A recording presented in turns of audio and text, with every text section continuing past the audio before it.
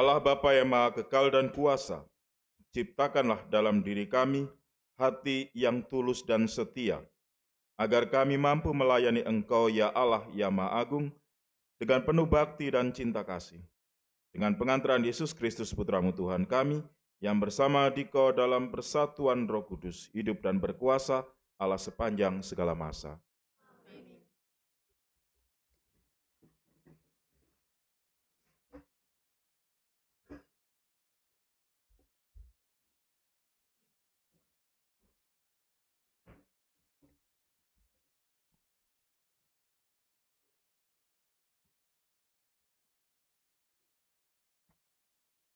Bacaan dari kitab Yesaya. Beginilah firman Tuhan.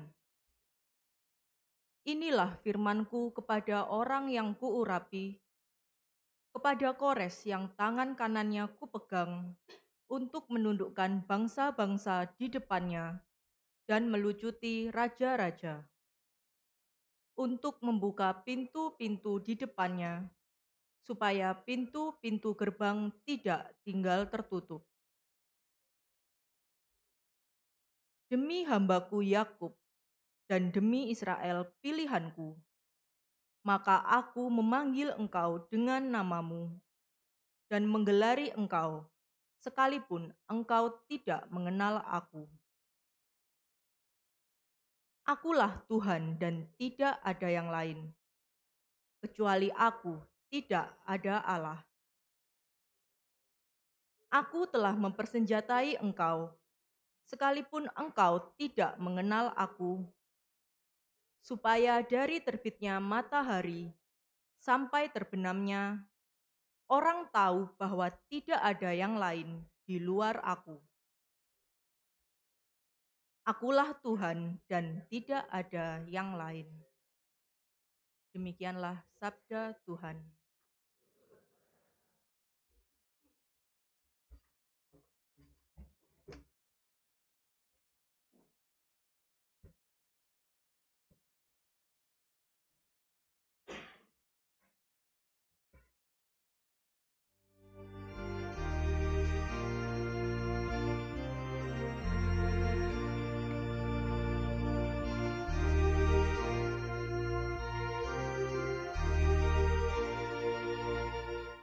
Pujilah Tuhan, hai umat Allah. Pujilah Tuhan, hai umat Allah. Pujilah Tuhan, hai umat Allah. Pujilah Tuhan, hai umat Allah. Nyanyikanlah lagu baru bagi Tuhan. Menyanyilah bagi Tuhan, hai seluruh bumi. Ceritakanlah kemuliaan-Nya di antara bangsa-bangsa. Kisahkanlah karya-karyanya yang ajaib di antara segala suku. Pujilah Tuhan, hai umat Allah. Pujilah Tuhan, hai umat Allah. Sebab maha besarlah Tuhan dan sangat terpuji.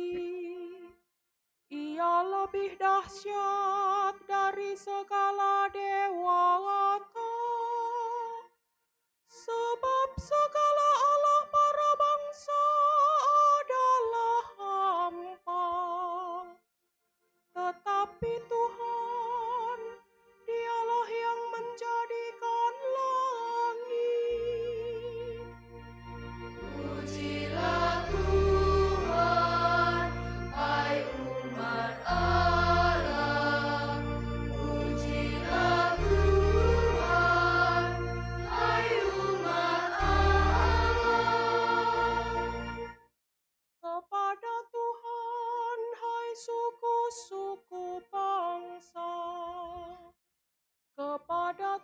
sajalah kemuliaan dan kekuatan. Berikanlah kepada Tuhan kemuliaan namanya. Bawalah persembahan dan maksudlah ke pelatarannya. Pujilah Tuhan, hai umat Allah. Pujilah Tuhan, hai umat Allah. Sujudlah menyembah kepada Tuhan dengan berhiaskan kekudusan.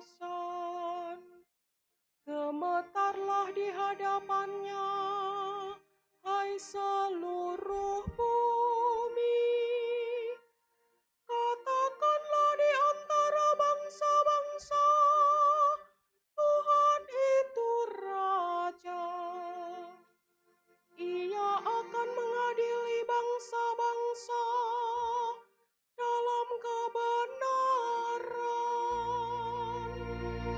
Pujilah Tuhan, hai umat Allah. Pujilah Tuhan, hai umat Allah.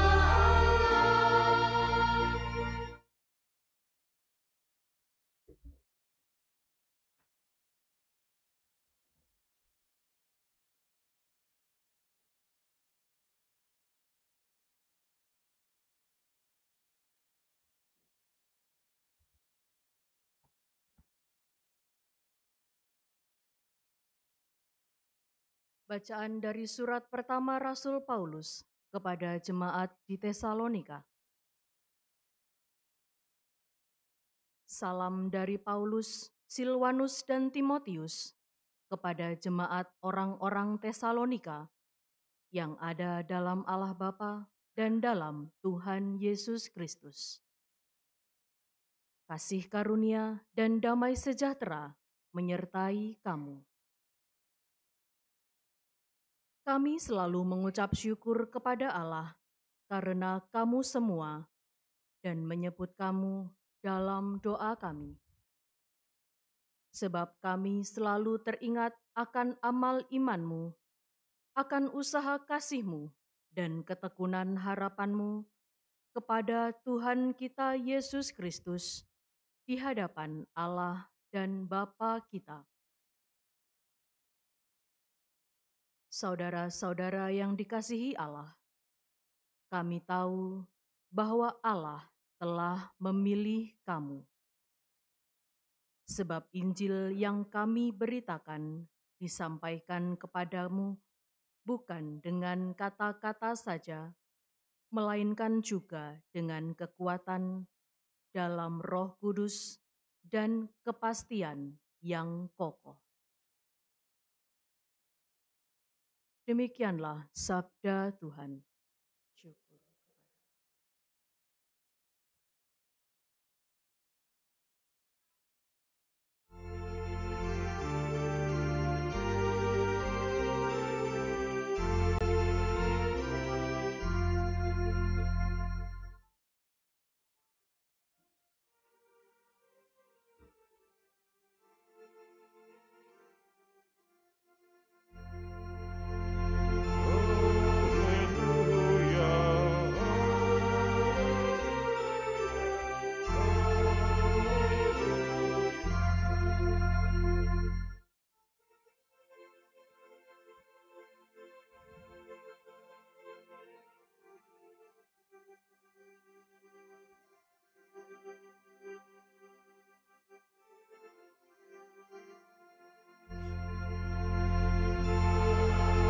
Haleluya, haleluya,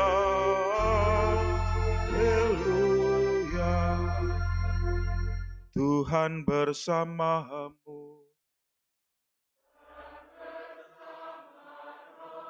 Inilah Injil Yesus Kristus menurut Matius.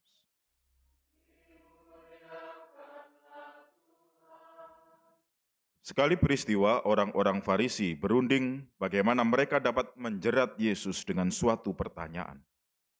Mereka menyuruh murid-murid mereka bersama-sama orang-orang Herodian bertanya kepada Yesus, "Guru, kami tahu Engkau adalah seorang yang jujur dan dengan jujur mengatakan jalan Allah. Engkau tidak takut pada siapapun, sebab Engkau tidak mencari muka. Katakanlah pada kami pendapatmu, bolehkah membayar pajak kepada kaisar atau tidak?" Tapi Yesus mengetahui kejahatan hati mereka. Maka ia lalu berkata, "Mengapa kamu mencobai aku, hai orang-orang munafik? Tunjukkanlah padaku mata uang untuk pajak itu." Mereka membawa 1 dinar kepada Yesus. Maka Yesus bertanya pada mereka, "Gambar dan tulisan siapakah ini?" Jawab mereka, "Gambar dan tulisan Kaisar." Lalu kata Yesus kepada mereka, "Berikanlah kepada Kaisar apa yang wajib kamu berikan pada Kaisar, dan kepada Allah apa yang kamu wajib berikan kepada Allah." Demikianlah sabda Tuhan.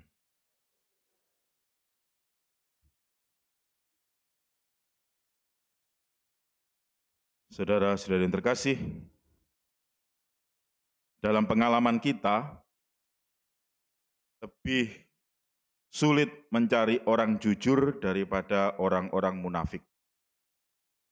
Lebih sulit mencari orang-orang yang tulus daripada orang-orang yang cuma pura-puranya baik. Injil hari ini memberikan gambaran yang sama, kurang lebih. Digambarkan bahwa ada orang-orang Farisi dan juga orang-orang Herodian berjumpa dengan Yesus. Pengakuan orang-orang Farisi, Yesus itu orang jujur. Yesus itu orang lurus hati. Orang jujur itu biasanya hati dan pikiran itu sama dengan kata-kata.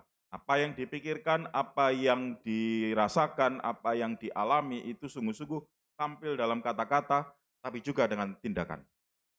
Maka hati, pikiran, kata, dan tindakan itu semuanya lurus sejajar.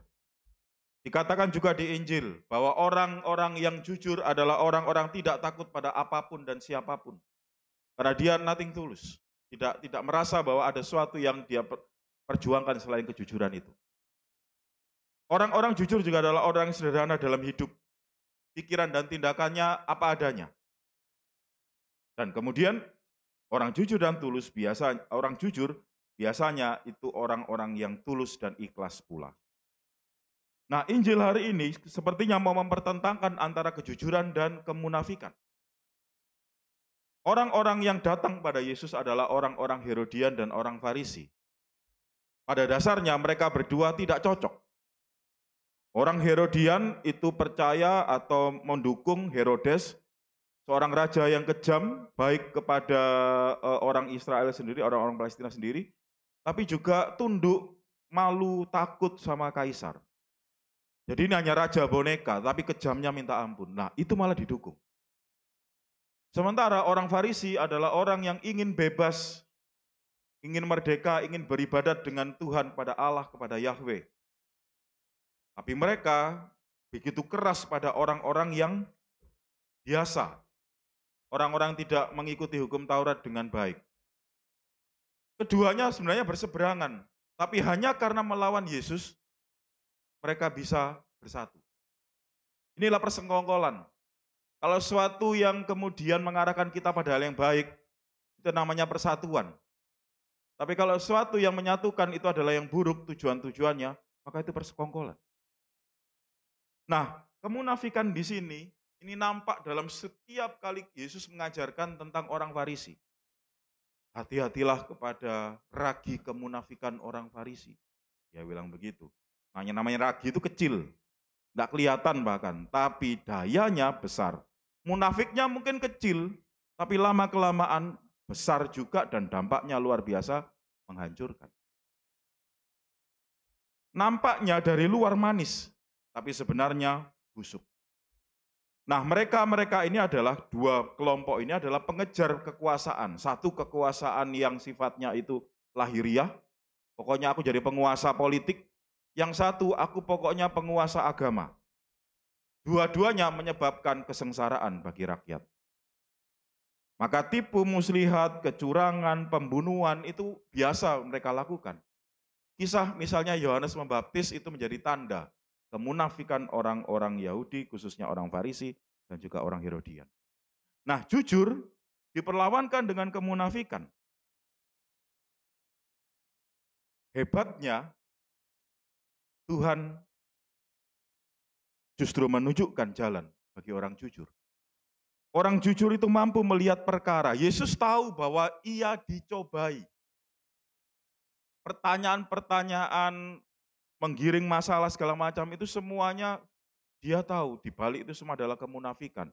Maka orang jujur, dalam hal ini diwakili oleh Tuhan Yesus, adalah orang yang sungguh-sungguh mampu melihat perkara-perkara, persoalan-persoalan dengan pikiran jernih. Iya, karena apa? Karena ia orang yang jujur itu selalu membersihkan dirinya dari segala niat buruk. Orang jujur ini memurnikan tujuan-tujuan. Kalau enggak baik, maka aku enggak akan ikut. Orang jujur juga berani untuk menyatakan kebenaran. Kalau salah, ya salah. Kalau benar, ya katakan benar. Kalau memang mau mengkritik, kritiklah. Dengan cara yang baik tentu saja. Tapi ketika memuji, pujilah. Ini simple apa adanya. Nah, maka orang-orang yang macam ini, orang-orang yang jujur macam ini, seperti yang digambarkan dalam Yesus ini, mampu melihat terang dan harapan. Meskipun ada persoalan yang datang, diserang begitu, dia mampu melihat dengan jernih, akhirnya dia pun mampu melihat segala sesuatu dalam terang. Ada harapan meskipun sulit, ada harapan meskipun segala sesuatu keruh. Nah, bacaan kedua itu juga memberikan contoh yang luar biasa.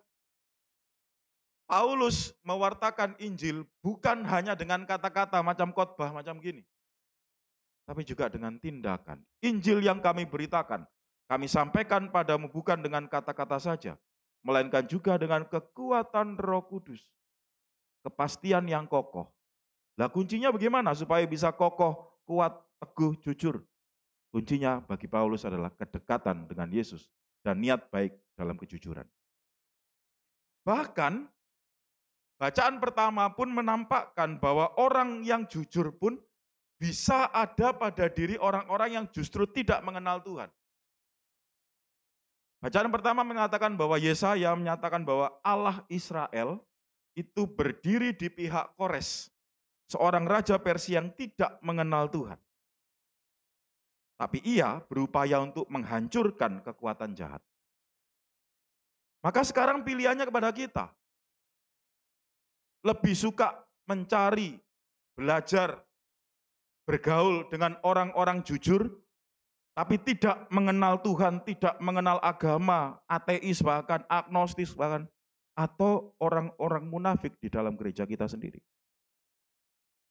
Saudara-saudara yang terkasih, kalau direnungkan, keras ya. Tapi itulah sabda, mau menunjukkan kepada kita terang yang sungguh-sungguh terang.